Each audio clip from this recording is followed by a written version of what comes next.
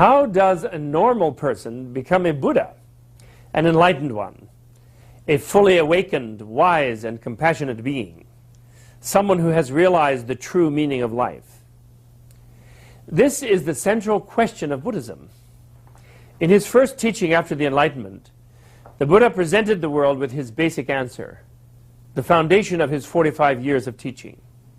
He gave his insight in the framework of what he called the Four Noble Truths. That is, four things which are facts for a noble, or as he defined it, awakened person. The noble truth of suffering was first. The noble truth of the origin of suffering came next. Third and most important, the noble truth of the cessation of suffering. And fourth, the noble truth of the path that leads to the cessation from suffering. In July of 1996, His Holiness the 14th Dalai Lama of Tibet gave 2 days of teachings on the Four Noble Truths at the Barbican Hall in London. It was a historic occasion. The Dalai Lama was invited by 26 different groups who are part of the network of Buddhist organizations in the UK. They span practically the entire spectrum of Buddhist traditions in the world. And while the historical significance of the teachings on the Four Noble Truths had a lot to do with it being the first time he had given them in such complete detail in the West, even more significant was the fact that it was the first time in modern Buddhist history that a major teaching was requested and attended by ordained clergy from just about every Buddhist denomination. The Barbican event was an ecumenical first. That it happened at all was undoubtedly due to the great respect with which the Dalai Lama is held, not just in the Buddhist world, but in the world at large. Up to 1949, when Tibet was invaded by Mao's Red Army, it was an isolated, forbidden land on the roof of the world, where foreigners were allowed only under special circumstances. In the Western imagination, and through most of the East as well, the Dalai Lamas were mythic figures shrouded in a far-off world of magic and mystery. When he was forced to flee Tibet in 1959, the 14th Dalai Lama brought much of that magical world with him into the 20th century. Since the mid-70s, he has traveled widely, speaking out on the tragedy of what is happening in Tibet, and teaching the tens of thousands of Westerners who are attracted to Buddhism. People sense that this simple monk, with the warm smile and enthusiastic laugh, really seems to live everything he talks about. Given the amount of time he spends devoted to his people, his mastery of the philosophies of all the Tibetan schools is astonishing. Even among Tibetan high lamas, he is held in a respect that borders upon awe. So when he came to London to teach the Four Noble Truths, there was great anticipation of a truly memorable teaching. The Four Noble Truths are the foundations of Buddhism, the common ground of all the diverse Buddhist traditions in the world. We're told in the Dhammapada, a collection of the Buddha's most ancient sayings, that in the days following his enlightenment, the Buddha sat in perfect peace under the Bodhi tree. When he looked out at the passing world and saw the suffering of the masses of humanity, he wondered how the truth that he had realized, so subtle and profound, could be understood by others. He debated whether to remain in silence. Finally, moved by compassion for those with, as the sutra describes it, only a little dust in their eyes, he resolved to seek out the ascetics who had been his companions until just before his enlightenment. He found them in the deer park at Sarnath. There he first turned the wheel of Dharma with the teachings on the Four Noble Truths. By the end of the teaching, all 5 had realized enlightenment. The Four Noble Truths are often misunderstood as delivering a pessimistic message that suffering is inevitable. The precise opposite is the case. The major announcement of the truths is that suffering can be overcome. Buddha's unprecedented discovery was that freedom is possible. As he put it, the door to nirvana is open. The fact of nirvana is the third noble truth. Thus, the first noble truth is only the diagnosis of the problems of the unenlightened. The unenlightened do not know that their normal state is suffering compared to nirvana, why that is so, and that there is a complete cure and how it works. The Four Truths help us to understand these things one by one. As the Dalai Lama says, one must recognize the illness of suffering before one can attempt a cure. Recognizing the cause, one realizes that there is a cure, and then one can aspire to gain freedom from suffering. At the Barbican, the Dalai Lama taught the Four Noble Truths from the viewpoint of early monastic Buddhism first, then from the Mahayana or Universalist perspective, and finally from the point of view of Tibetan Vajrayana Buddhism. According to His Holiness, all these schools teach ways to understand the true nature of reality. Of these, most agree that the Middle Path Consequence School, you'll hear it referred to by its Sanskrit name of Madhyamaka Prasangika, is the most advanced and scientifically precise. It was developed from the teachings of the 2nd century Indian Buddhist sage Nagarjuna by his most influential follower, the 7th century sage Chandrakirti. Madhyamaka Prasangika philosophers observe and explore physical and mental things and conclude that nothing exists absolutely, independently in isolation, but all things exist only relatively, depending on their causes and conditions. For example, this table here seems to possess an intrinsic tableness, an identity belonging to a class of objects of a certain form that perform a certain function. But obviously it didn't just materialize as a table from that seemingly intrinsic tableness. Before it was a table, it was lumber, and before it was lumber, it was a tree. Its tableness is a result of causes that other causes can remove. What does sit here is more or less a temporary configuration of wood that we can designate a table. In fact, I am presently using it as a chair. And if we were all termites, we might designate it as dinner. Similarly, everything in this universe of ours exists because of an interdependent network of causes and conditions. Everything is empty of intrinsic reality of its own. Everything. Even this body that we tend to cherish so fondly, isn't it also a result of causes and conditions? Where is the self that we seem to think inhabits the flesh? What's left when this is reduced to a pile of ashes, or when it becomes food for worms? If there is no inherently existing self or soul, what is there? Obviously something. We function in this world. This table is not mere nothing. But if all things, events, and persons are without any intrinsic reality of their own, if everything is emptiness, then what is this world of phenomena, and what are we, the consciousness, we think, that perceives it?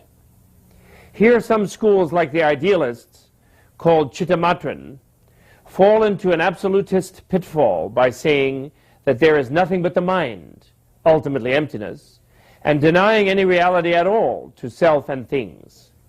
In this way, they're similar to the idealist or pantheist schools in Western philosophy. Other schools fall into the nihilistic trap by asserting that the only reality is the relative one, that emptiness is just meaninglessness, completely negative.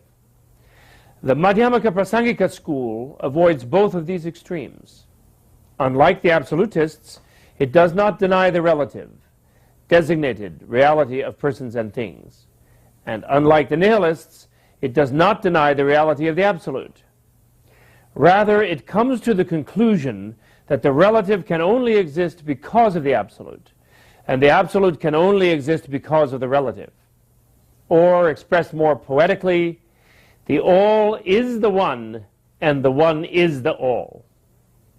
By correctly deepening our understanding of this emptiness of intrinsic reality of all things, we eventually come to the direct realization of emptiness, which transforms us and gives us the ability to relate to things freely and to beings compassionately. This is our highest possible happiness, nirvana, or enlightenment, the freedom from suffering that is the bottom line of the Buddha's teachings on the Four Noble Truths. According to the magnificent Play Sutra, when he was enlightened, the Buddha first said, profound, peaceful, unfabricated, translucent, uncreated. This reality I have found is like the elixir of immortality. If I teach others, they may not understand. Better I stay alone, silent in this lovely forest. Fortunately, after a while, he went out to teach anyway. And just as fortunately for us, His Holiness continues this effort in our day. So Here is part 1 of the 14th Dalai Lama's teaching on the Four Noble Truths.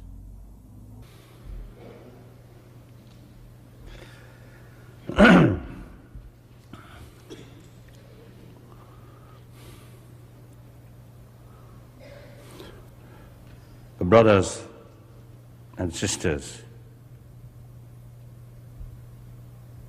I am extremely happy to be here with you and to have the opportunity to explain about Four Noble Truths.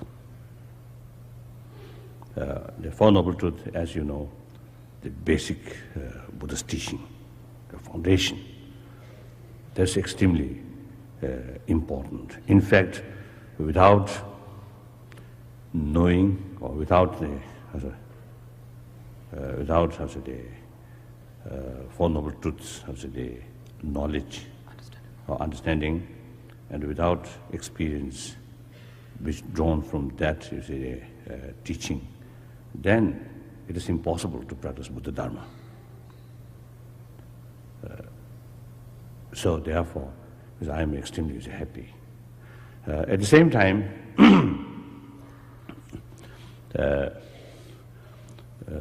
you know, my belief that various different major world religions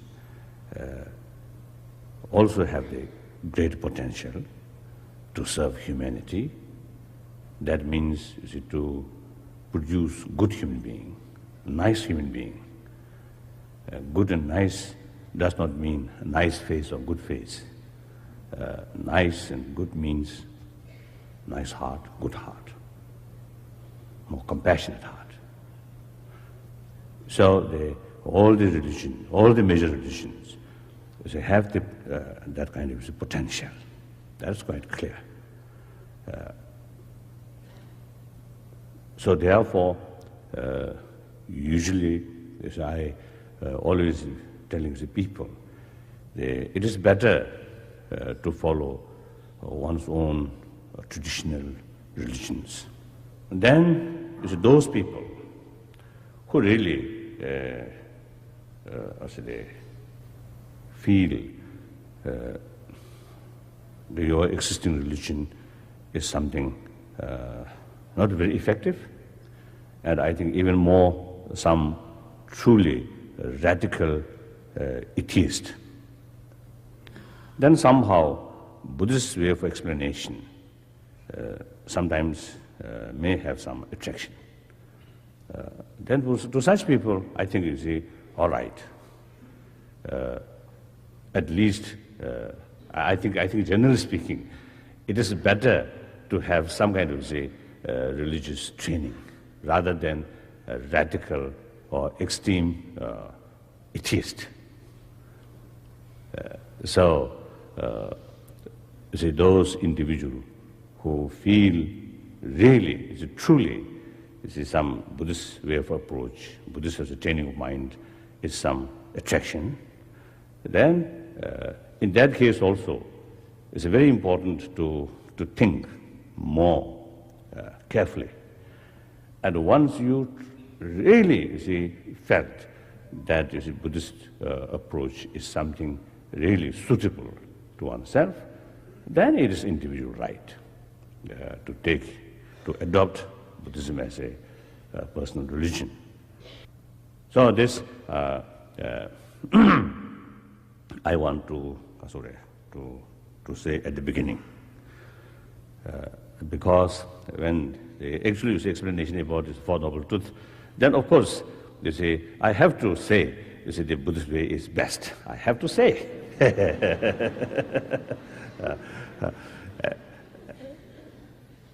And also, if you ask me, what is best religion for you, for me, then my answer, without hesitation, Buddhism is best. But that does not mean Buddhism is best for everyone. Certainly not. Clear. And also, because I think I would like to further emphasize, when I say the other religion have this great potential, This not simply is a polite prayer, out of the politeness or diplomatic way. No. I truly, you see, firstly, whether we like it or not, the entire humanity cannot be Buddhist. Clear, fact. And similarly, entire humanity cannot be a Christian or cannot be Muslim. Even Buddha's time, even India, Buddha's own country, entire Indian, did not turn into Buddhist. But genuine, you see, warm heart, loving kindness, some kind of very forceful living kindness in their mind. That I noticed. So then, you see, my conclusion is, these various different religions have the potential to produce this good heart. Irrespective of what philosophy, whether you see the philosophy of creator or some other things, that doesn't matter. For non-Buddhist, say about the idea of nirvana or next life, these seems to them nonsense. So similarly to Buddhist or creator, these things also sometimes looks nonsense. But doesn't matter, live it with these things. But in actual result, as a very negative person through various different religious traditions and transformed a nice person. That is the purpose. That's the result. So sufficient reason is to respect. Now I speak through my own language better. 당에는 유한다 낭치 모저를 지도자네 다와도 저번이려 두그레스 아니 다와 가르스로는 딘중 다와래 아니 저바 가르스로는 처음에 저바레스는 미디셔리. Whenever I have been given the opportunity to introduce Buddhism, I always make it a point to explain Buddhism in terms of two principles. One is development of a philosophical viewpoint based on the understanding of or appreciation of interdependent nature of reality. And then the second principle is the principle of non-violence, which is the actual action of a Buddhist practitioner, and deriving from that view of interdependent nature of reality. So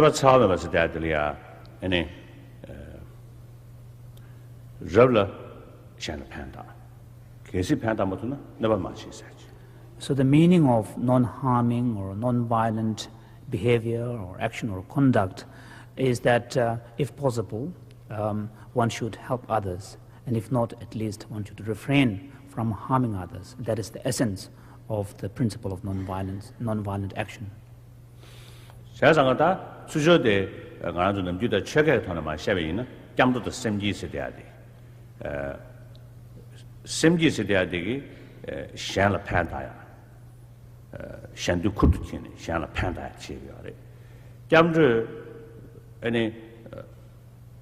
시간다 잠부시다 야쳐부시다리 내다 잠주 예배 젠데기 지금 밑에부터 가르치려면 랜드기 미기주분 라는 고요하래 다디 샹 사람이거든.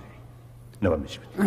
So from a technical sort of to explain these principles in the technical Buddhist language, then you can appreciate that in terms of what in Buddhism is called as taking refuge in the three jewels, Triratna, and what is known as the generation of the altruistic mind or enhancement of one's good heart. As it is very evident that the idea of or the practice of generation of the mind entails committing oneself in an activities that are aimed primarily at helping others.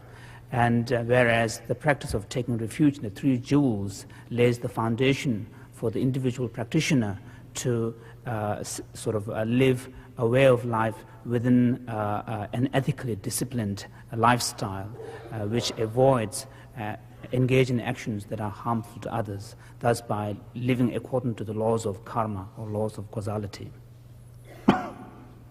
So today in the simji nyamne yago jongaliya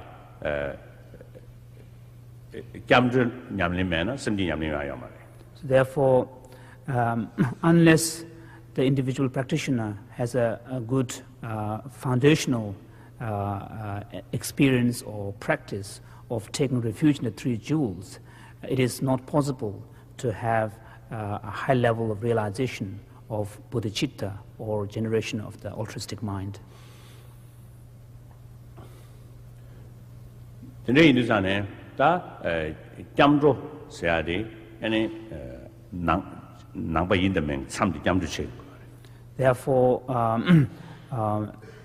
from the Buddhist point of view, the demarcation or the line that distinguishes between a practicing Buddhist and a non-practicing Buddhist and someone who is not a Buddhist is made on the basis of whether or not the individual has taken refuge in the three jewels.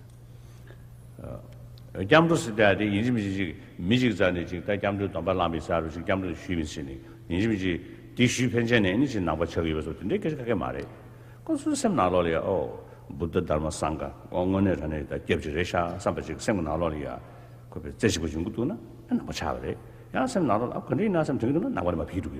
So, when we talk about taking refuge in the three jewels, we should not have the notion that it involves a ceremony where you take the refuge from a master or something like that, and simply by participating in such a ceremony, you become a Buddhist. That's not the point. The point is, if even without a master, if you, as a result of your own reflection, become fully convinced in the validity of the Buddha, Dharma, and Sangha as the true ultimate object of refuge, and then entrust your spiritual well-being in these objects of refuge. That's the point when you become a Buddhist. You have taken refuge in the three jewels. Whereas if even though you might have participated in a ceremony, but if there is any doubt in your apprehensions, in your mind about the validity of Buddha, Dharma, and Sangha as being ultimate objects of refuge, that very suspicion or doubt sort of rules you out from being a practicing Buddhist.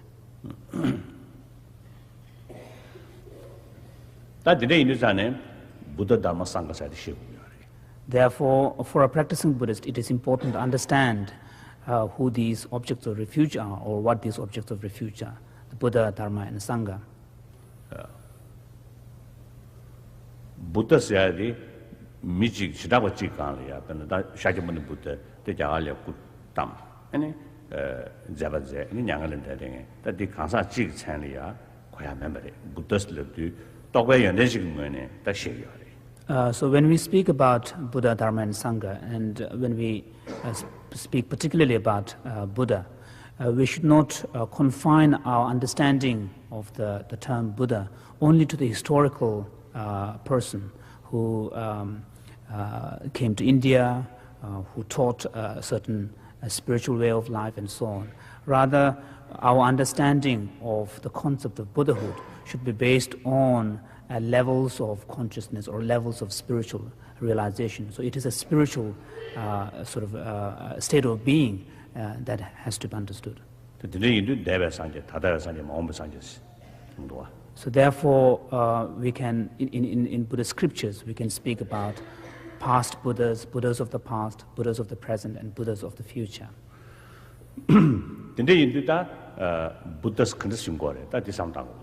So the question now is to try to develop an understanding. How does a Buddha come into being? How does a fully enlightened being come into being? The Buddha says, "Yong the Mayon, see the Messiah, Chokunjo, Tandala Tori, Chokunjo says, Yana, Kindukunjo Yungiari, Kindukunjo says, Yana, the Pangja Munju of Panyaji Yunguyana, Pangja Henji Sabins of Panyaji Yunguri, Diomayina, and the Dajamba Yunguri, Sanya Yunguri. So there is one in the Zane, that's our Chokunjo Toya, Chokunjo is the condition, that is Shekut. So when we think about Buddhahood, certainly we will be reflecting upon the question of whether it is possible for an individual to attain such a state or not, or to become a fully enlightened being, to become a Buddha. So here we find that the key really lies in understanding the nature of Dharma. Because if Dharma exists, then certainly Sangha will exist. Sangha members who will have engaged in the path of the Dharma and have realized and actualized Dharma. And if the Sangha members exist, Sangha with the realization of Dharma exist, who have reached stages of levels of spiritual states where they have overcome at least gross levels of negativities and afflictive emotions. If that is possible, then we can envision the possibility of attaining total freedom from these negativities and afflictive emotional states. And that state is the Buddha. So we find here that the key really lies in understanding the nature of Dharma.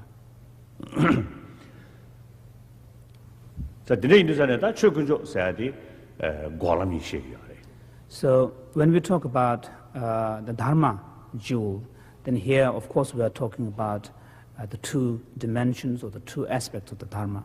One is the path that leads to cessation, and one is the cessation itself, cessation of suffering and afflictive emotions.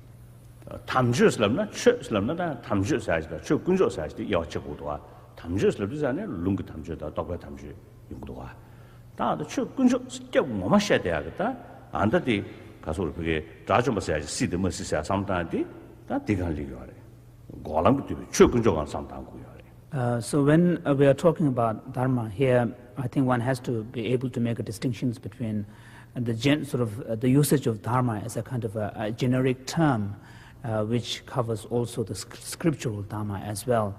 And this is the generic term is the sublime Dharma, which refers to the Buddha's teaching as well.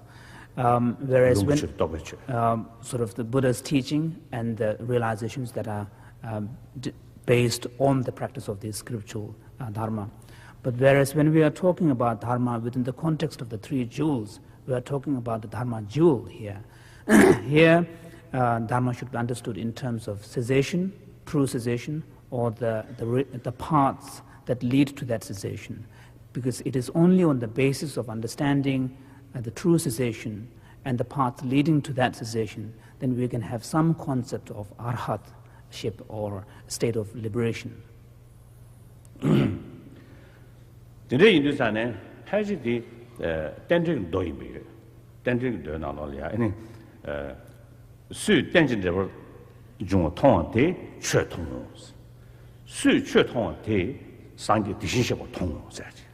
Therefore, in one of the sutras, the sutra known as the Pratityasamutpada Sutra, Buddha stated that whoever perceives the interdependent nature of reality, the dependent origination, the principle of dependent origination, sees the Dharma. And whoever sees the Dharma sees the Buddha, or the Tathagata.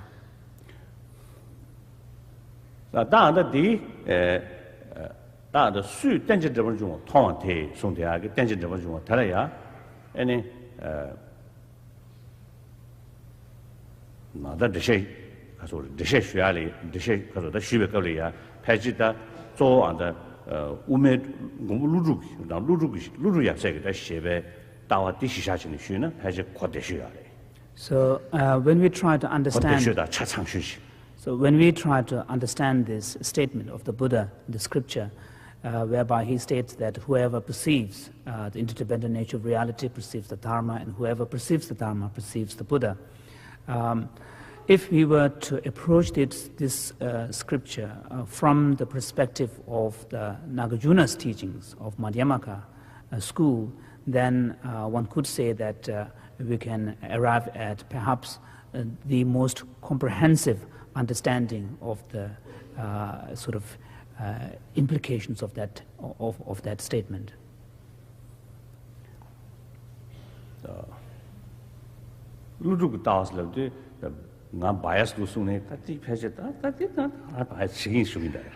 So when it comes to talking about the philosophical viewpoints of Nagarjuna, even if people were to criticize me that I'm perhaps biased towards it, I would certainly accept that criticism.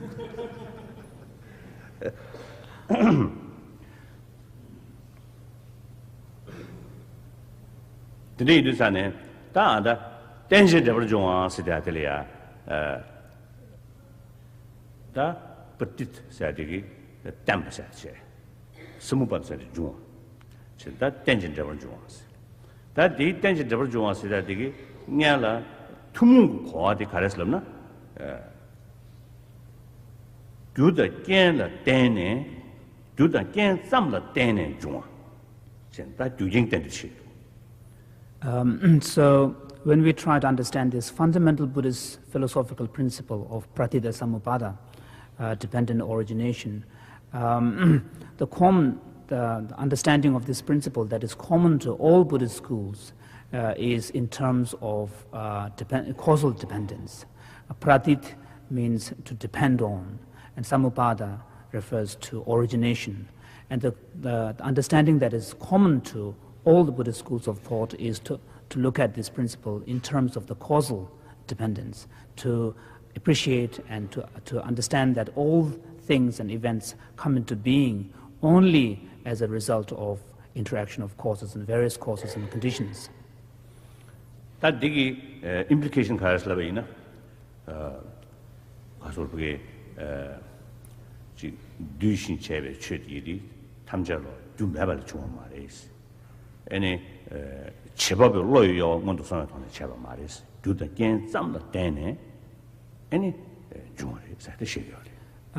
The significance of making this statement that all conditioned things come into being purely as a result of causes and conditions is to deny two possibilities. One is the possibility that they can come into being from nowhere with no causes and conditions, causelessly. So that is one possibility that is being negated.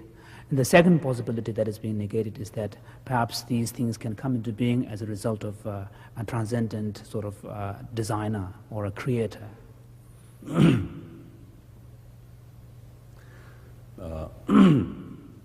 다드네 tenjung thanda nibat jikdi sukjengi chejibeina ene choji che 가서 choji chajen sta jikda ene suk mabe jibeina ni ji shebato de jibeina ni gejin ji ene chat jede dinde jene do ene chakada kaina ene chat jebes dinde induzane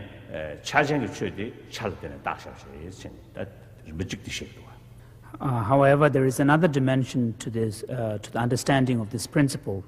That is to say, to understand principle of dependent origination in terms of parts and whole, the concept of parts and whole, how all physical objects, material objects, can be understood in terms of how parts compose a whole, and how the very idea of, very concept of wholeness depends upon the existence of parts.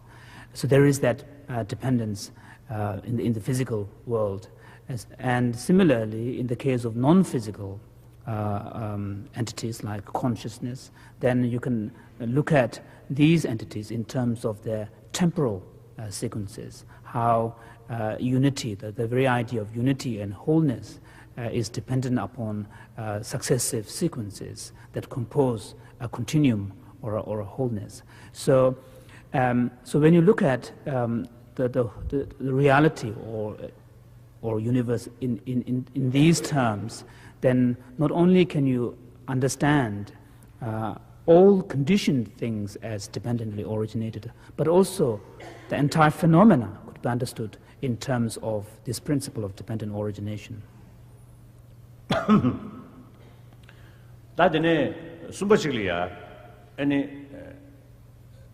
척하다 카이네 다두잖아 낭점 테마스 다두잖아 니야요 말이스 아니 야마도 매버스로나 매버 말이스 오나 가르스람나 아니 척배 기가서다 유진 땡지 척배 관계 아니 죽대버시리스 유진 땡지 다 척발라 땡네 아니 딱 삼지리 사지 셰리요 And then there is a further dimension to the meaning of this principle of dependent origination, which is to say that all things and events, in fact everything, comes into being purely as a result of mere aggregation of the many factors. And whereas when you analyze other factors,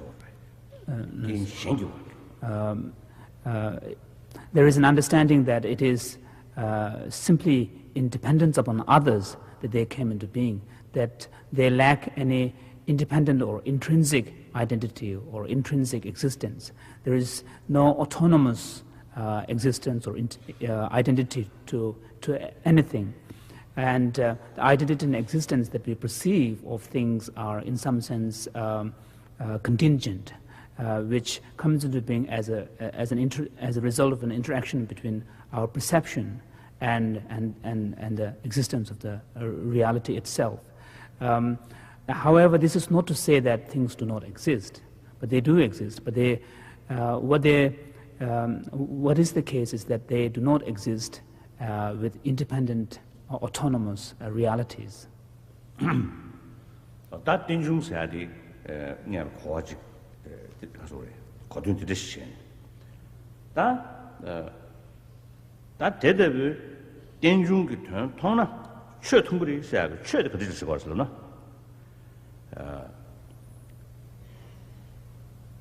That Chedi Mangu Shaman or something, Mangu Juman or something. Dujin Samla Tenera, Dujin Samla Tene, Chue, Tenju Tona. Any Diduki, Dakata Didu, Penny Yuding, any Penny Yuding, dear, Dujin Tene Yungu Sheni, any Dunge, that got a Diduki. Didu Yongayagi, that Tapsi Chiatalia, Didu, the Dungamayaya, that Dawayagi, Tapsi Chiati, any Dujin Den in Rokoyagi, Tindegi, that led to church to her, or the led to church, tell them to us to her. So, corresponding to these three different sort of dimensions or three different levels of meaning of the principle of dependent origination, one can also read three different meanings into this concept of dharma, because referring back to the statement again, to say that seeing dependent origination leads to the seeing of the dharma. So here, if we were to relate to the first level of meaning of dependent origination, which is in terms of causal dependence, by developing a deep understanding of interdependent nature of reality in terms of causal dependence, then one will be able to appreciate the workings of the karma, the karmic law, how experiences of pain and suffering comes into being as a result of negative actions and negative thoughts and behavior. Similarly, how sort of desirable experiences such as happiness and joy come into being as a result of causes and conditions that are that corresponds to that, such as positive actions and positive emotions and thoughts. So, by understanding the principle of dependent origination in causal terms, one will be able to develop a deep understanding of the law of karma.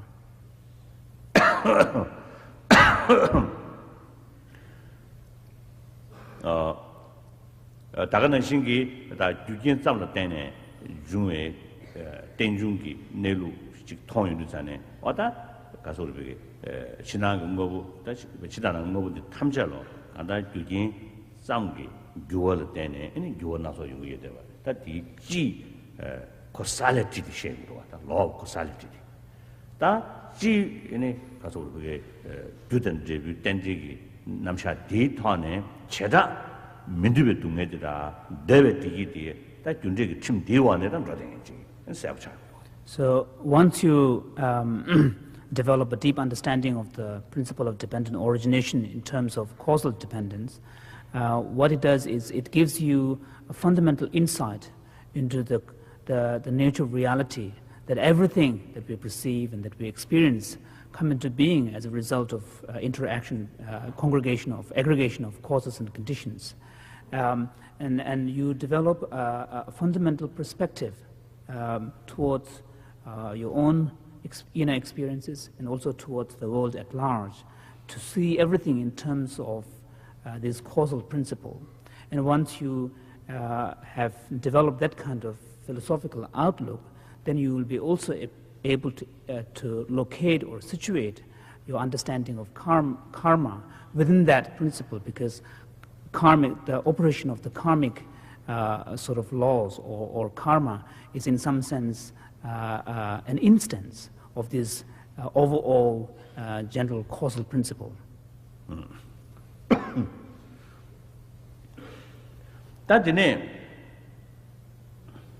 Denatagwe Tinjung, that Chashel Denatagwa, Kadada Miguang Tagwe, that Tinjung Kwa Dile Yundu, any Tinjung Kwa Ditone Jayona,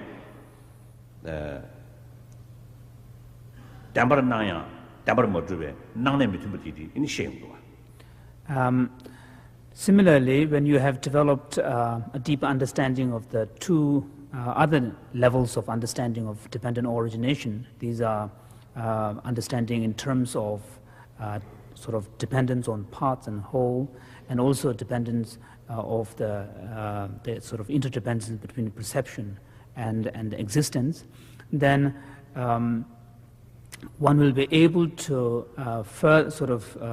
develop a deeper philosophical sort of perspective on the world, which is to appreciate that there is a disparity between the way things appear to you and the way things really exist. That what appears to you as some kind of intrinsic, autonomous, objective reality out there does not really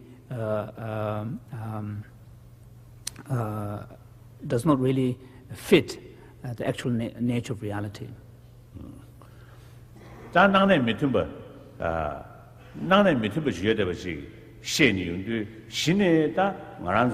Emotion nalolia.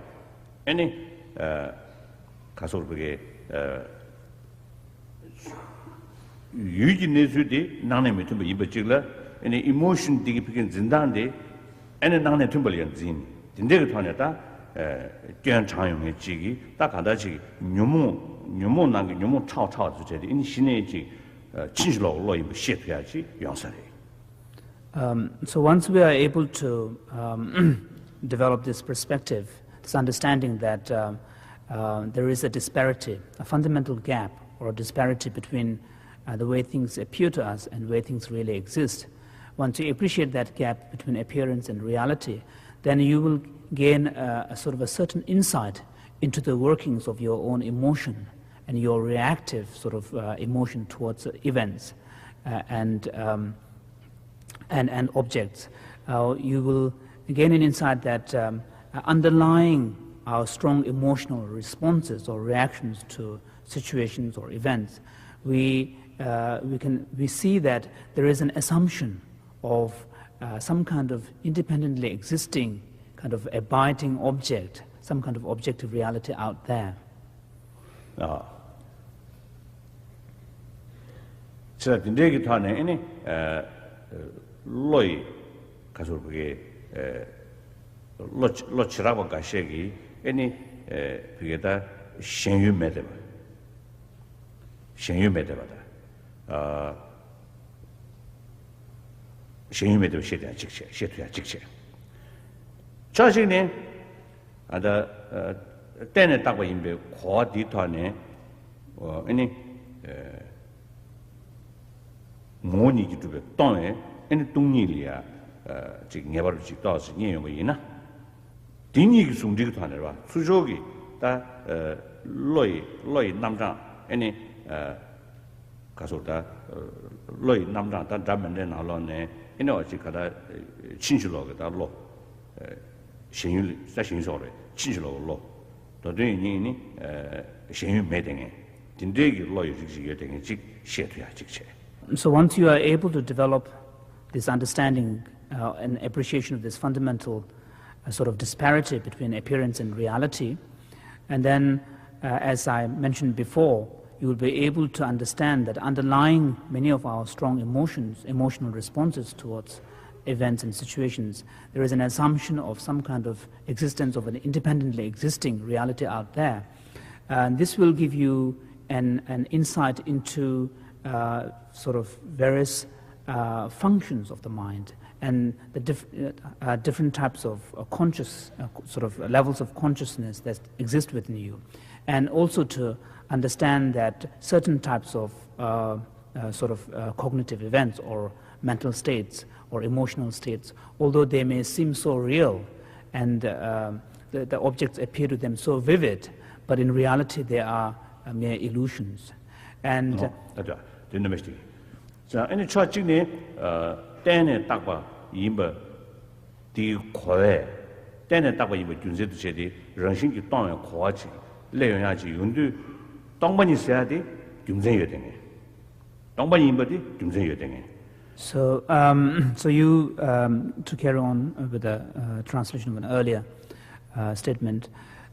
So if you are able to develop this understanding that within your own mental states and emotional states, there are certain states which may seem very real and which may seem to be relating to objects which seem so real and vivid to you, but in reality these are states of illusions, that what the objects that they relate to do not really exist. So through that way we will be able to gain an insight into what in technical Buddhist language is called the origin of suffering. These afflictive emotional experiences or emotional states that lead to confusion, misapprehension, and then which affects the mind.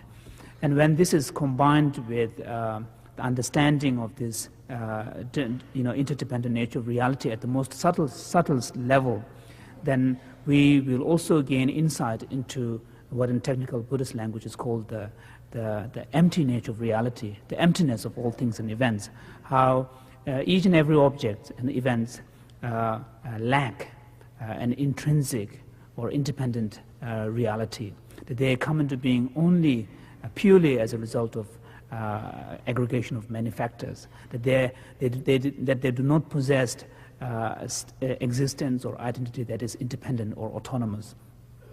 So once you gain insight into that emptiness, then of course you will be also able to understand that any apprehensions that conceive reality in the contrary way, that things exist intrinsically, that things exist independently, then you will know that these apprehensions are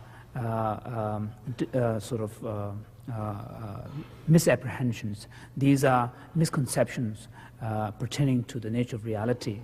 And then you will also realize that they have no valid grounding either in reality nor in your own valid experiences. Whereas the empty nature of reality has a valid grounding both in reason and also in your own experience. Through that way, you will be able to understand, appreciate the possibility of arriving at a state of knowledge where you can conceive the possibility of eliminating that misapprehension completely, and that is the state of cessation. So the point is that by developing a deep, profound understanding of the principle of dependent origination, you can understand both the truth about the origin of suffering and also subtle suffering, subtle origins of the suffering, and also the truth of cessation. So this is the meaning of the statement that by understanding or by seeing dependent origination, you see the Dharma. So through this way, you can see the truth of the cessation and the path that leads to that cessation.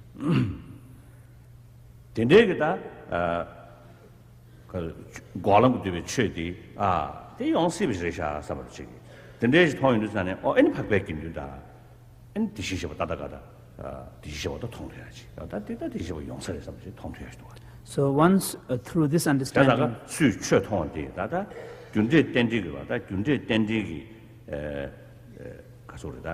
최디통 디톤에 아니 가동야 타타심에 그돌이야 아니 가서 주디 던지 참여 때문에 아니 과람 그 최디통 될 때문에 아니 산이 통돼야지. So once you understand the truth about the path and also the cessation that the paths lead to, then of course then you will be able to conceive the possibility of Sangha members who would have realized and actualized these states, and also Buddhas who would have perfected in these states and these experiences. So this is to sum up, this is the meaning of the Buddha's statement, that by understanding the principles of dependent origination in causal terms, in terms of causal dependence, you understand the law of the karma, the causal principles that operates fundamentally in reality, and also by complementing that understanding of causal principle with understanding of dependent origination at a much subtler level, then you understand the nature of dharma, in terms of cessation and the paths that lead to the cessation. And once you have gained understanding of cessation and the path, then you also gain an understanding of what Tathagata means or what the Buddha means. So today in this ane denshi namsha shebala denig namsha denshi namsha chamu shebala denig namsha shebwa she. So therefore I feel that in order to develop a profound understanding or comprehensive understanding of the Four Noble Truths, I think it is necessary to have understanding of the two truths. Dāta 왜 시세당 로리야 아니 동바태나 된중 태그레스 된중 태나 교대 경기 디두 교대 경을 때네 디두 영야디 태그레스 디타나 동네다 바타버레스 군주다 바타버레스 아니 도군여나 다더기 드셔디디 공바장네 아니 군주다 바지 여나 아니 디사야지 부데스 디사야다 연구를 solve 다 간다지 도군기 남샤 데이터네 아니 고람디 아니 태그레스 고람 타나 긴두구조 태그레스 긴두구조 타나 아니 산제구조 태그레스 어떤 고람 타나 최구조 태그레스 최구조 타나 긴두구조 태그레스 긴두구조 타나 산제구조 태그레스 디 자셔를 잡아도 측세 나라도 송도 Therefore Chandrakirti says in his Prashnapada clear words, he states that if one can appreciate the principle of emptiness, the doctrine of emptiness, if one can posit emptiness, then one can posit the interdependent world, the world of interdependent origination. If one can posit that, then one can posit the causality, the causal relationship between suffering and its origin. And once one can accept the causal relationship between the suffering and its origin, then one can also conceive and accept the possibility of its cessation. If one can do that, then one can also accept the possibility of individuals, Sangha members who have realized and actualized these states. If one can do that, then of course one can also conceive Buddhas who have perfected these states of cessation. 자상가 나와 땡중기 때문에 구조된 것이 아니 때는 중 니 준세도 쳐야지 아니 러시 동거셔야 돼 아니 전달돼 봤지 담반이 다디 나가서 주셔 대단해 아니 담바시 남샤 쳐 담바시 남샤가 타네 아니 가서 촉숨 군조숨 좀 So this is how one can appreciate the Buddhist fundamental Buddhist doctrines of the true truths. It is from the understanding of our phenomenal world of experience and everyday world of lived world of experience that one can appreciate what is known as the world of samvriti satya, the world of conventional reality, where causal principle operates. Once you can accept that, then you can also accept the fundamental underlying reality, the empty nature of that world, which according to Buddhism is the ultimate truth, the paramartha satya. And here we can see a kind of a relationship between the two aspects of reality, because the world of appearance is used not so much as a contrast or an oppositional world to the world of ultimate truth, but rather it is used as the very evidence or the very basis, grounds on which the ultimate nature of reality is accepted. Once you can understand the relationship and the nature of these two truths, the world of conventional reality and the ultimate truth, then one is in a good position to fully understand the meaning of the Four Noble Truths taught in the scriptures. Once you can understand the Four Noble Truths, then you have laid a profound foundation to develop a good understanding of what is meant by taking refuge in the Three Jewels.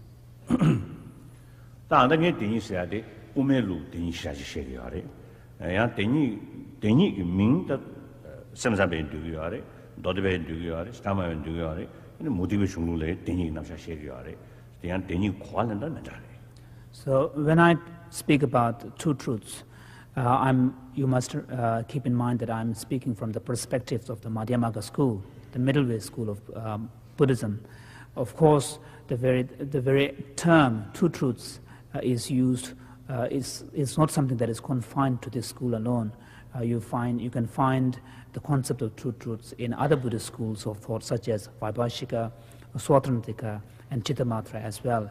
And also we can find this concept of two truths in non-Buddhist philosophical schools as well. That Dambashi the Kaderas, Dambashi Sugadi, Dambashi Yona the Karesna, Naranzo, Dungem in Dubata, Devan Debachi, Lord Hengeli Yevache.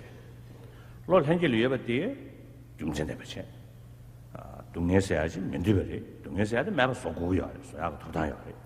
There was at Duya, did we have Totayari. Sazanga, Jumsen Dembe, that David Dewada, Mendibit Dungesaji, Ni Yuduzane, Jumsen Ditane, Dambashi. Now the question is, why Four Noble Truths? Why do they exist? And why did the Buddha teach the Four Noble Truths? And now here we must relate that to our own experience as an individual human being. It is a fact, it's a natural fact of existence that we all as individuals possess this innate desire to seek happiness and to seek to overcome suffering. And that is a fact of our natural sort of existence. And this is something that is very instinctual and innate, and it does not need any validation or justifications for its existence. Just as it is a natural, sort of instinctual kind of desire, so do each of us have the right to fulfill that aspiration. Of course, suffering is that something everybody wishes to avoid, and we also have the right to try to overcome that suffering. Happiness is something that we all aspire to achieve, and of course we have a right to fulfill that aspiration to attain happiness. Then, Mindibe Tunge, David Dewanjalo, Takishivan Chen, who do some of the 10 young Indusane, Mindibe Tunge, could do Dushin, Tiwang Yungi Indusane, and Gunin Yumucho, Junji, Tunga about the Kunju Dambaso. So, if this sort of aspiring to achieve happiness and wishing to overcome suffering is our natural state of being, that is our natural kind of quest, then the question arises, how do we go about fulfilling that valid natural aspiration? So here we find in the teachings of the Four Noble Truths an understanding of two sets of cause and results, cause and effects. On the one hand, you have suffering, which is what we all try to avoid. And suffering comes into being from nowhere, but as a result of causes its own causes and conditions. And similarly, you have happiness on the other side. And cessation can be seen as the highest form of happiness. Now here, when we talk about happiness, we should not confine our understanding purely only to the level of feeling states. Certainly, cessation is not a state of feeling, but it's one could say that the cessation is the highest culmination or highest form of happiness, because it is a true state of freedom from suffering. So, and that true freedom from suffering or happiness, true happiness, again does not come into being from nowhere or without any cause. Of course here, from the Buddha's understanding, cessation, because it is not in conditioned existence, cannot be said that it was produced by something. But of course, actualization or attainment of that cessation depends on the path. It depends on an individual's effort. It does not come. You cannot attain cessation without making an effort. So one could say that the path that leads to the cessation is the cause that leads to the cessation. So within the teachings on the Four Noble Truths, what we find are two sets of cause and effects, which are all aimed at enabling the individual to fulfill this fundamental aspiration to be happy and to overcome suffering.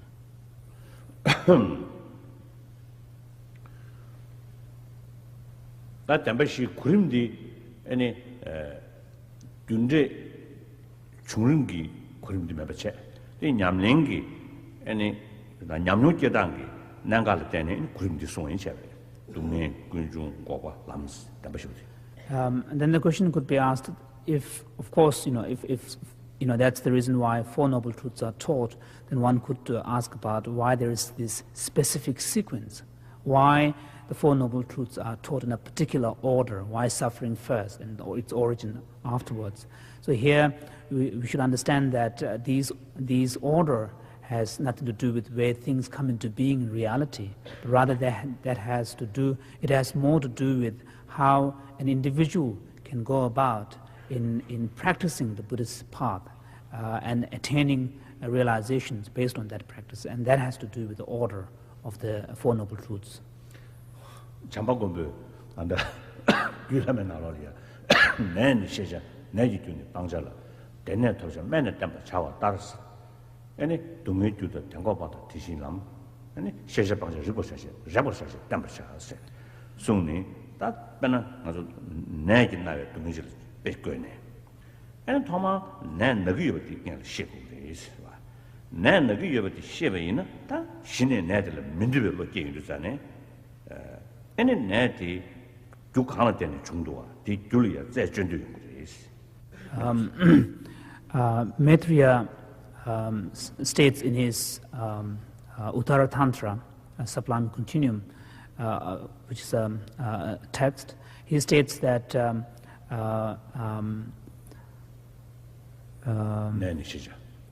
he states that one must recognize that one is suffering. So the illness has to be first recognized, and then the causes of illness to be avoided, and the state of sort of cure must be sought, and then the medicine that would lead to that cure is something that one must take or adopt. Similarly, suffering is something that one must recognize, and the origin of the suffering is something that one must abandon. And the cessation of suffering and its origin is something that one must aspire to actualize. And then the paths that would lead to to that cessation must be realized.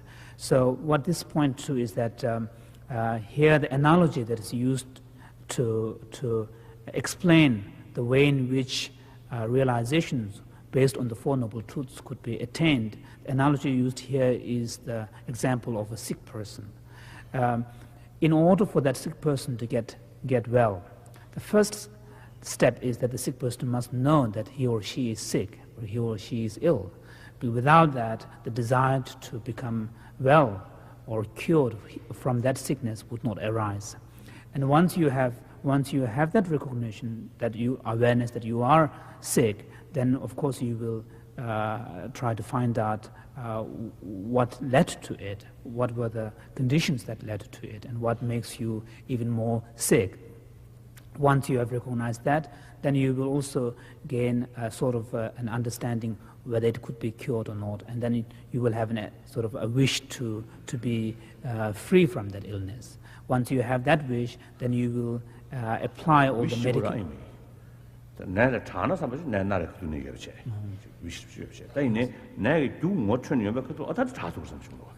It's not just a mere wish, but also once you have recognized what are the conditions that led to your illness, you will also have a stronger desire to be free from that, because you, in a sense, you will also have a conviction that you can overcome that illness. Once you have that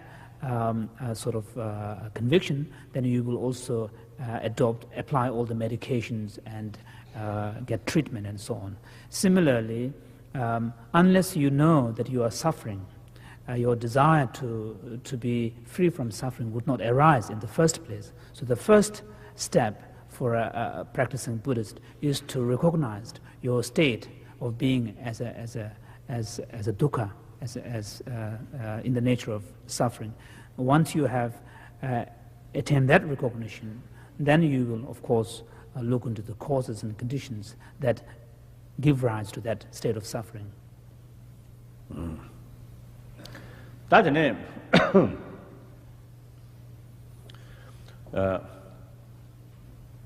자든데 인도 동네에 타르에 따단도 대화지 그게 가서라 따단도 대화 대당 대두지 따 터블럼지 예바 인자네 아니 수족이 민주비 동네 삼야디 따 경쟁된 말이에요.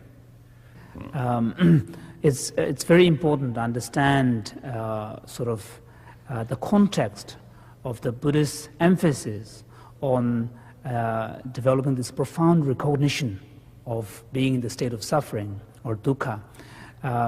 Otherwise, there is a danger of misunderstanding the Buddhist spiritual kind of approach, outlook, and thinking that Buddhism demands a lot of morbid thinking. Being sort of pessimistic and thinking only about suffering. The reason why Buddha emphasized so much on developing a profound insight into the nature of suffering is because there is an alternative, there is a way out, there is a possibility of a freedom from that suffering. That's why the recognition or realization of the nature of suffering becomes very important, because the stronger or more deep your insight into the state of suffering is, the stronger the force of your aspiration to gain freedom from that would become. So it is important to understand that this emphasis on the nature of suffering and the Buddhist spiritual path is within the context of a wider perspective, where there is an appreciation that there is a way out, that there is a possibility of a freedom from that suffering. Otherwise, if there is no possibility of a freedom from suffering, if there is no concept of a liberation from suffering, then it is totally pointless to spend so much time reflecting on suffering. It would be just useless.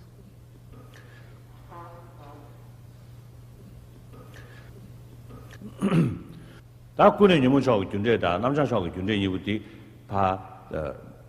군중다 아니 람댕기 딘 대부 용단디마 컨디션 만드셔 14로 전에 아니 야라준이디 도매 머리고 되는 두지는 남신이 민수 가사리 계제자고 저하신 도스마다 아니 야라준이 숨도 야라준이 룩중도 타네 아니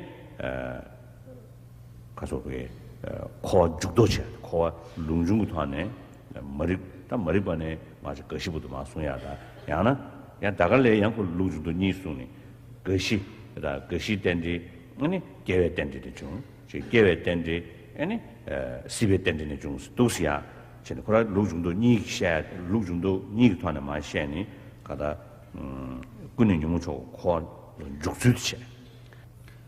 So one could say that these two sets of cause and effects that I was talking about earlier refers to the process of an unenlightened existence on the one hand, which relates to the causal nexus between suffering and its origin, and then a process of an enlightened existence which pertains to the causal nexus of a path and the true cessation.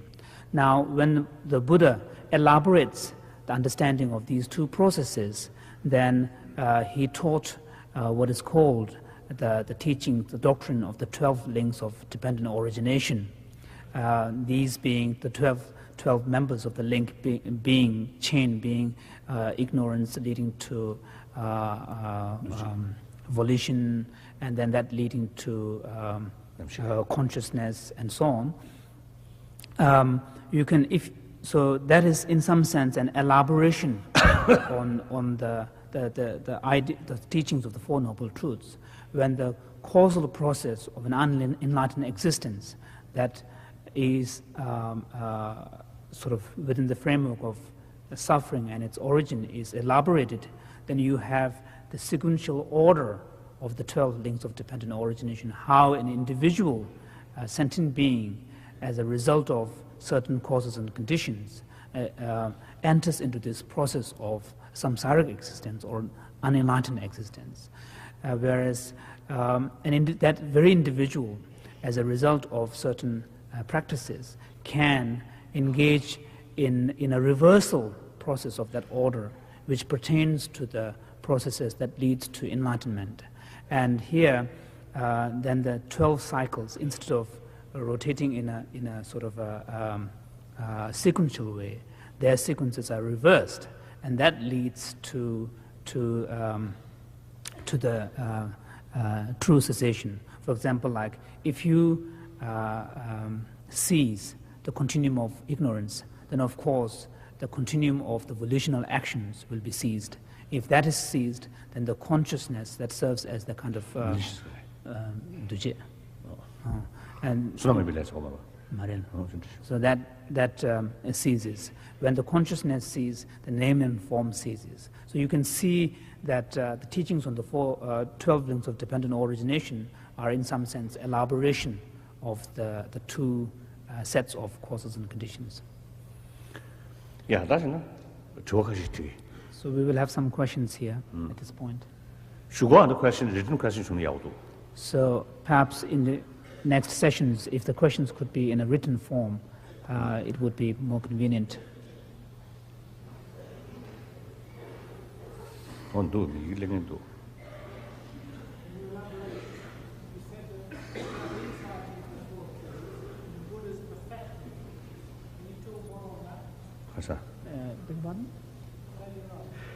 The question was that His Holiness spoke about individuals gaining the practice, sort of individual practitioners gaining insight into the Four Noble Truths, and then spoke about Buddha having perfected these insights. So the question was, what is the difference between individuals gaining insights and Buddha's perfection of these insights?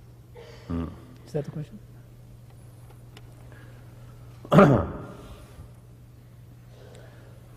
Penna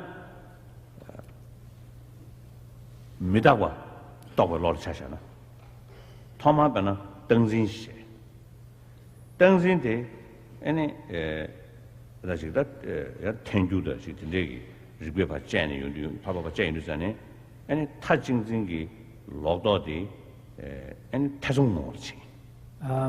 To give an example of, say, gaining insight into the subtle impermanence that the momentary nature of all things and events. For an individual who, at the initial point, may have an understanding of things as being permanent. At the initial stage, that sort of grasping at permanence of things could be quite strong and intense. Now, in order to lessen that grip, loosen that grip, you need some form of critical reasoning, which could, even if it can cast a doubt or suspicion in the person's mind as to things being permanent, that has in itself made an impact on the person's mind, because it has at least had the effect of loosening the grip of things being permanent or eternal. Now, that is again not enough. You need further reinforcement of critical reasoning to point you towards a kind of tending more towards the impermanence of things. Even that is not enough. You need a further conviction, and that can be gained through, again, constant reflection. And that can lead to what is known as the inferential understanding or intellectual understanding of impermanence. And that, again, is not enough in order to have a strong impact on your on your behavior, you have to gain direct insight or intuitive experience of the impermanence of things. And that, again, needs to be further perfected, because the idea is that the grasping at permanence is deeply embedded in your consciousness, that it's not just one insight can dispel it. It's a long process of deepening your insight that would eventually dispel that even as smallest tendency towards grasping at permanence. So this is it's a long process of kind of deepening your insight. So this would be the same in the case of emptiness or any other things. However, on the other side, there are certain aspects of the path which may have less to do with cognitive experiences, which may have more to do with, I suppose one could say, enhancement of the heart, like compassion, bodhicitta, and so on.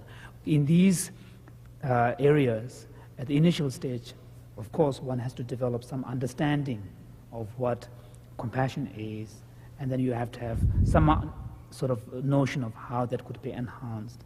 And then as a result of your practice, you may gain at the initial stage some kind of simulated experience of these. When you sit down and think, you may feel you're compassionate, but that compassionate may not be long-lasting, that may not be pervasive, that may not permeate your very being. So what is needed is a further deepening of that experience, so that your compassion becomes spontaneous. It is not dependent upon a sort of intellectual simulation. Rather, it would be a truly spontaneous, responsive to sort of occasions that would demand that response. And through that, again, that experience of compassion could be further deepened, and it becomes universal. So there is, again, a different aspect of the path. So it's again here, there's a long process. Any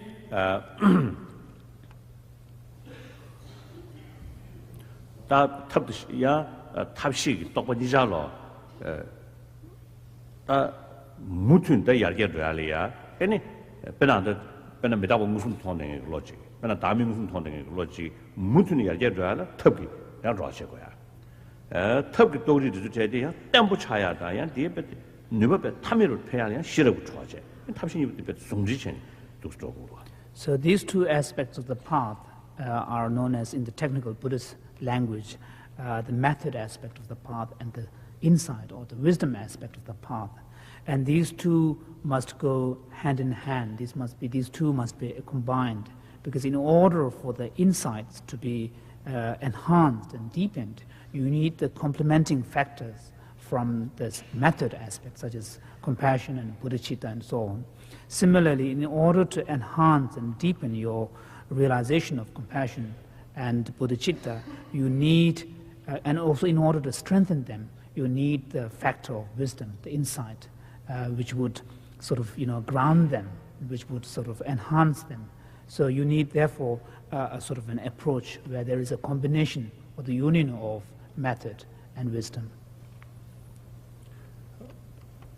다야 델레 캐메로 가수래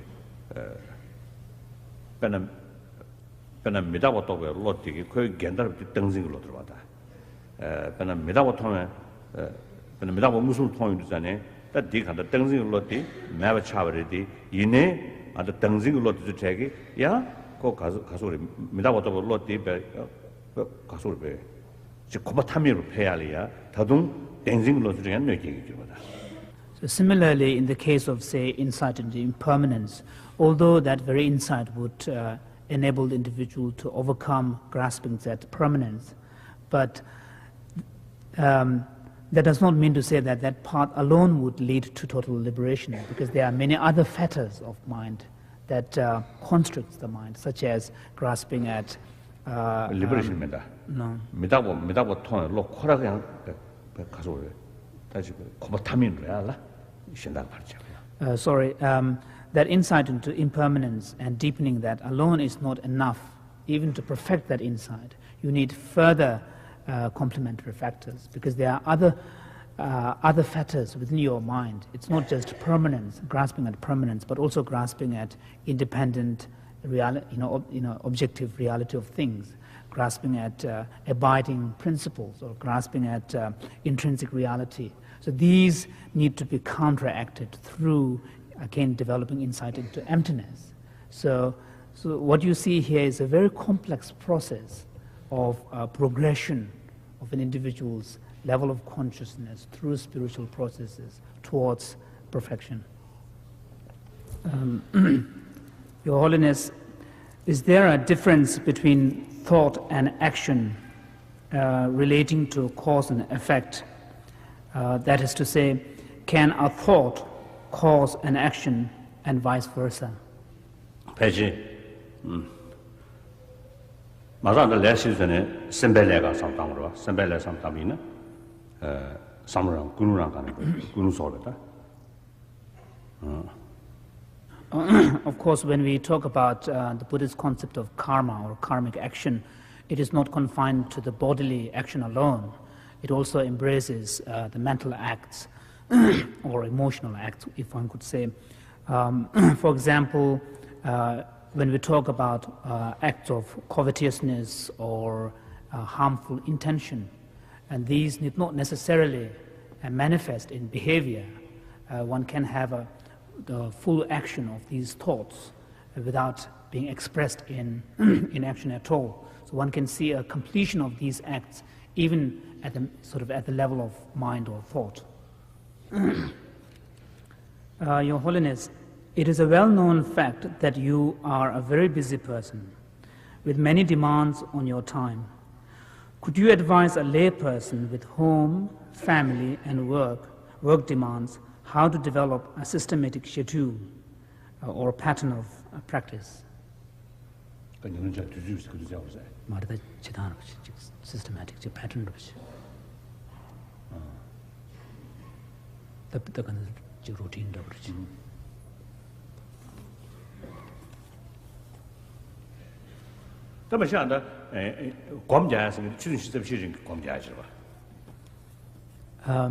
Generally speaking, we must know that when we talk about practicing the Dharma or doing, meditating on the Dharma, we must know that it is something that needs to be done 24 hours of the day.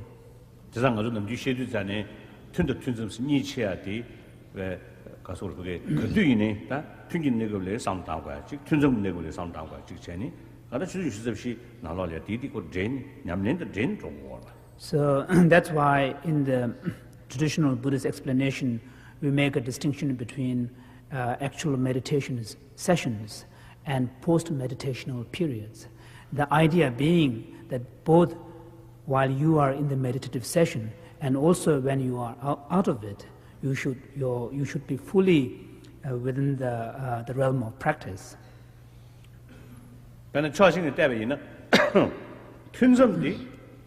당문에 최고지 남주 동성 뭐만도 튼성들 튼지 난저디 즉 가서다 튼성 걸려야 아니 즉 쳐도 튼버지 영향이 그 누버도 튼거리 주베서지 배랑 안 주지 가서 로제 배주셔야지 콜로 사야지 가르쳐놔서 그래 로 봐야 된다.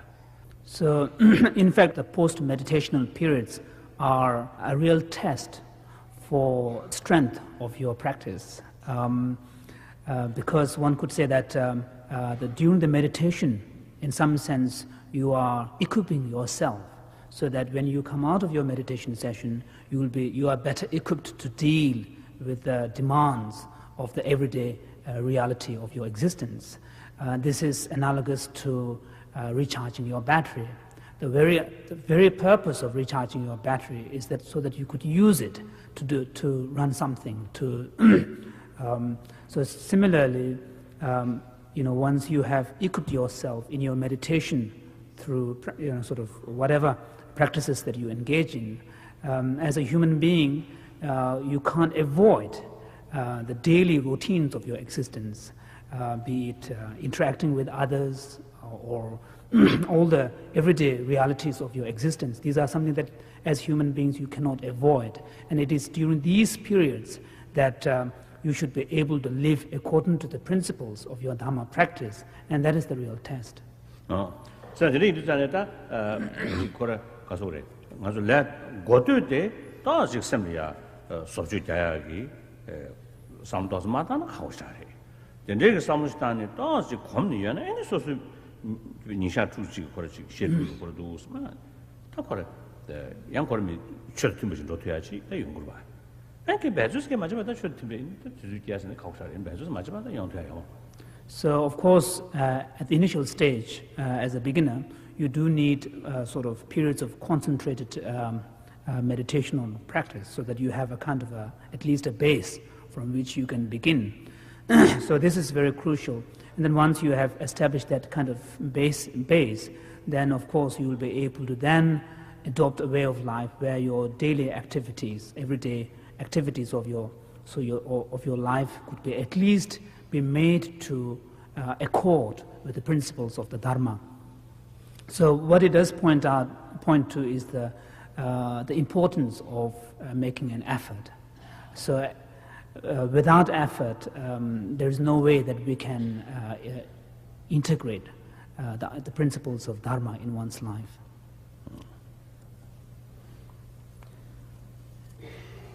To a serious practitioner, the most serious effort is very necessary. Without that, just a short prayer and some chanting and some recitation with mala, that's not sufficient. I can't change your mind. Our negative emotion is, I think, so powerful.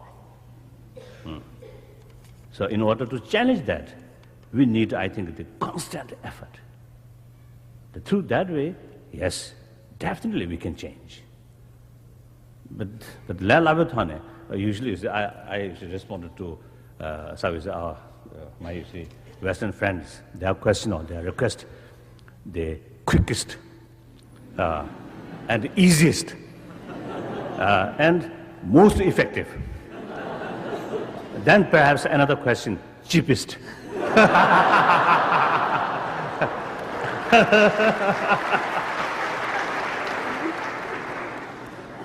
So that's, I think, impossible. That's impossible. I think that is, I usually feel that is a sign of failure. Sign of failure. Your Holiness, what is the difference between self-realization and God-realization? Self-realization and God-realization.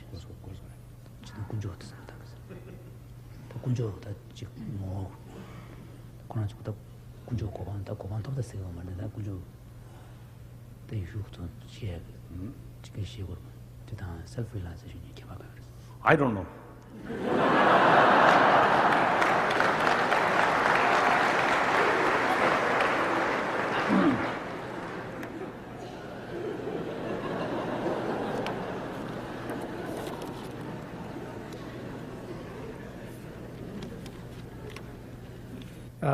Would Your Holiness say that you are free from suffering?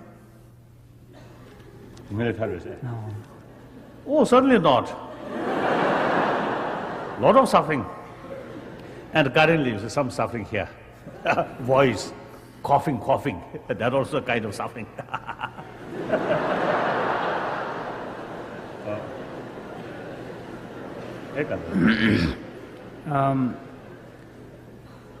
Can you talk a little on the nature and structure of pure consciousness? What are the properties of pure consciousness? What actually is consciousness? These topics will be covered in later sessions. Thank you. See you again.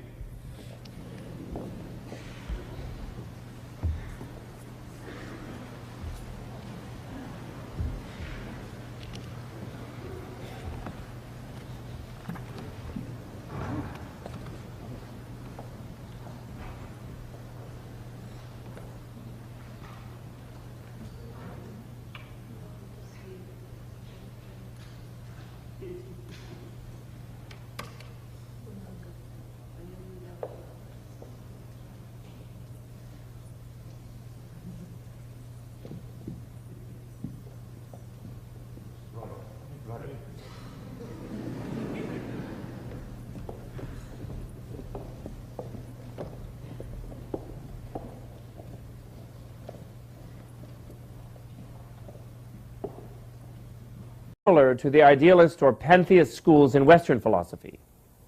Other schools fall into the nihilistic trap by asserting that the only reality is the relative one, that emptiness is just meaninglessness, completely negative.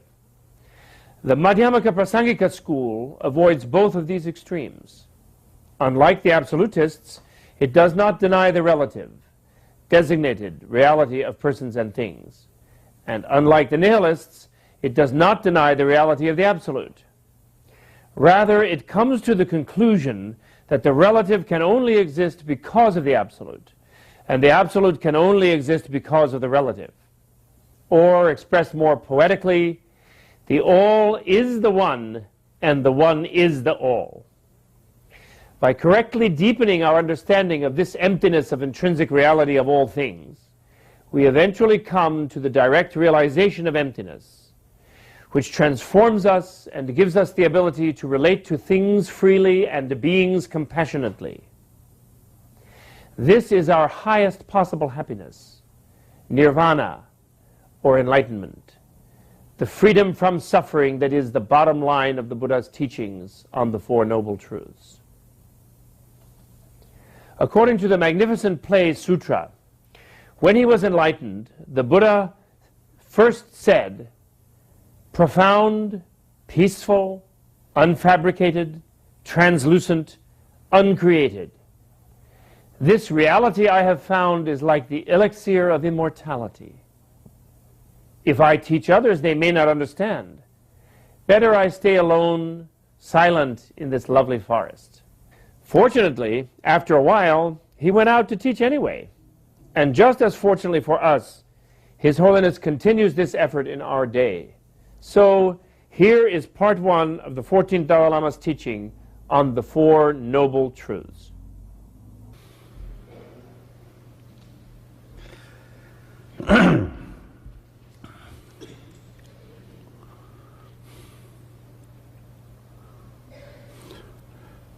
Brothers and sisters,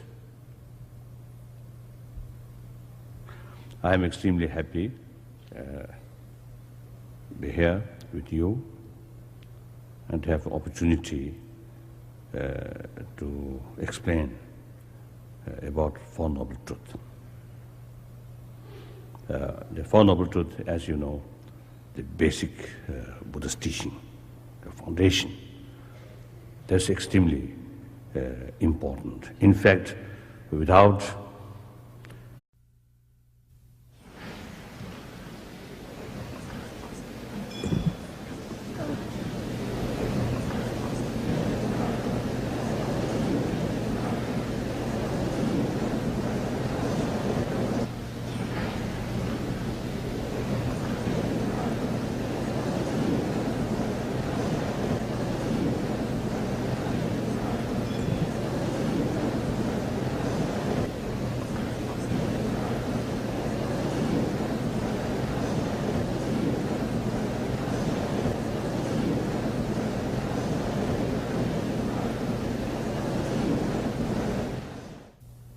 How does a normal person become a Buddha, an enlightened one, a fully awakened, wise, and compassionate being, someone who has realized the true meaning of life? This is the central question of Buddhism.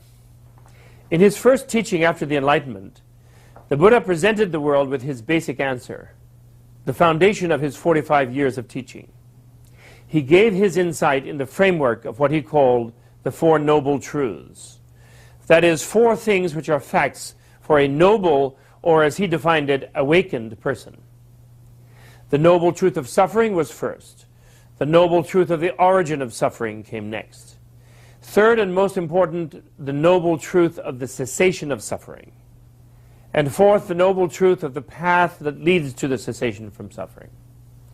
In July of 1996, His Holiness the 14th Dalai Lama of Tibet gave 2 days of teachings on the Four Noble Truths at the Barbican Hall in London. It was a historic occasion. The Dalai Lama was invited by 26 different groups who are part of the network of Buddhist organizations in the UK. They span practically the entire spectrum of Buddhist traditions in the world. And while the historical significance of the teachings on the Four Noble Truths had a lot to do with it being the first time he had given them in such complete detail in the West. Even more significant was the fact that it was the first time in modern Buddhist history that a major teaching was requested and attended by ordained clergy from just about every Buddhist denomination. The Barbican event was an ecumenical first. That it happened at all was undoubtedly due to the great respect with which the Dalai Lama is held, not just in the Buddhist world, but in the world at large. Up to 1949, when Tibet was invaded by Mao's Red Army, it was an isolated, forbidden land on the roof of the world, where foreigners were allowed only under special circumstances. In the Western imagination, and through most of the East as well, the Dalai Lamas were mythic figures shrouded in a far-off world of magic and mystery. Knowing, or without the Four Noble Truths, the knowledge or understanding, and without experience, which drawn from that teaching, then it is impossible to practice Buddha Dharma. So therefore, I am extremely happy. At the same time,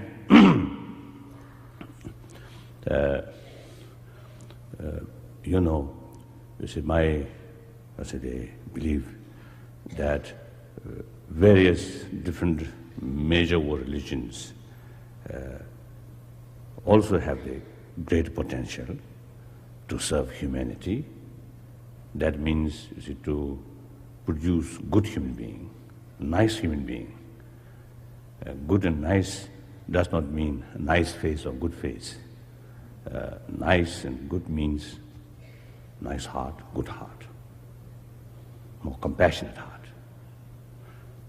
So all the religions, all the major religions, they have that kind of potential. That's quite clear. So therefore, usually, as I always telling the people, it is better to follow one's own traditional religions. And then those people who really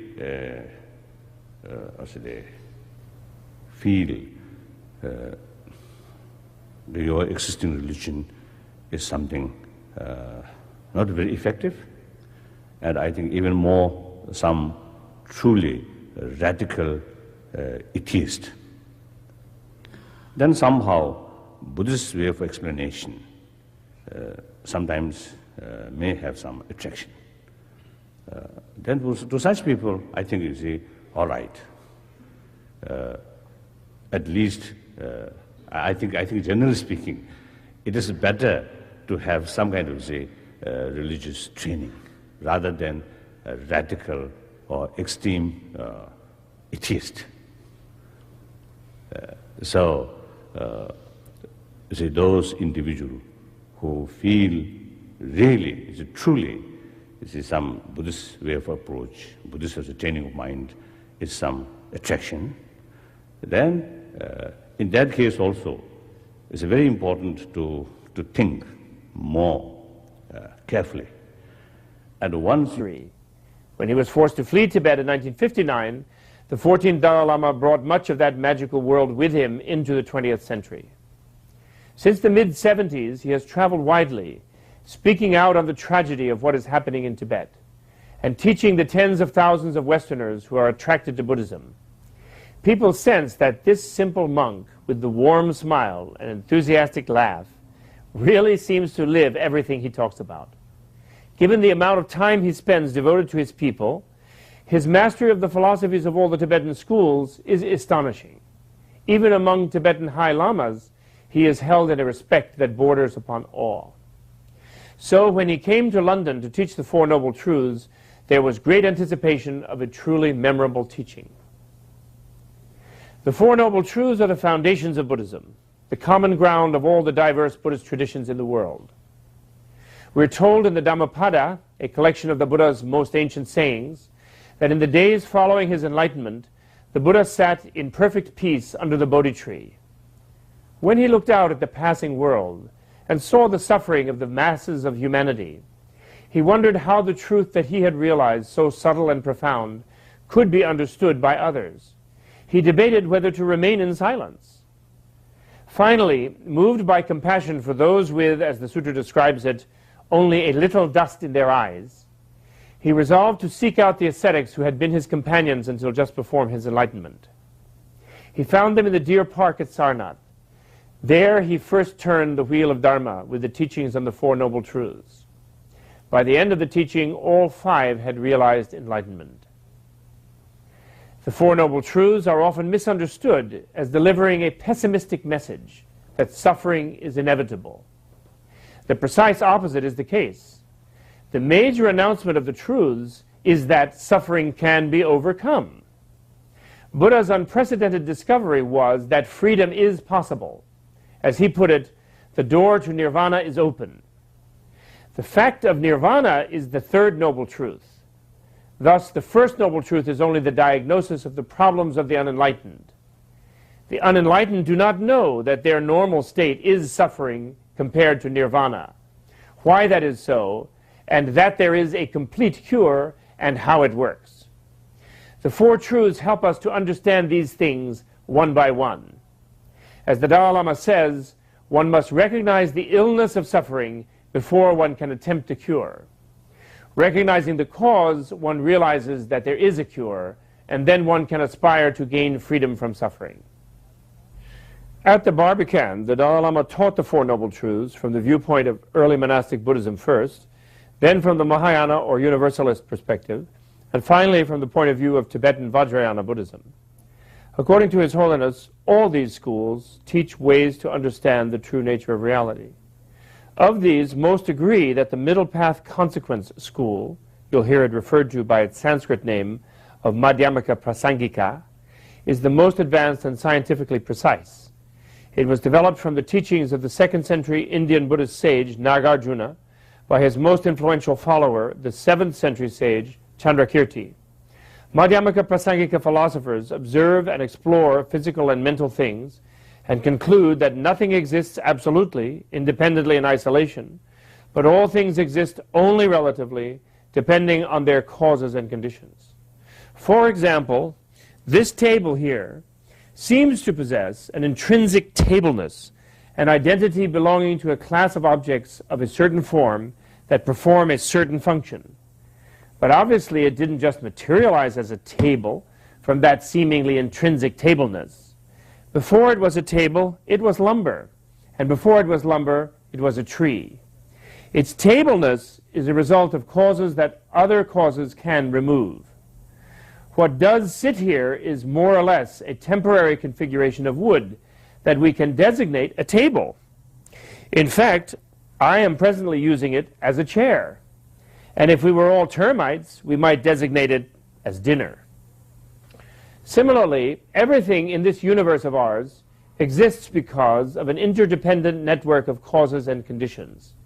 Everything is empty of intrinsic reality of its own. Everything, even this body that we tend to cherish so fondly, isn't it also a result of causes and conditions? Where is the self that we seem to think inhabits the flesh? What's left when this is reduced to a pile of ashes, or when it becomes food for worms? If there is no inherently existing self or soul, what is there? Obviously something. We function in this world. This table is not mere nothing.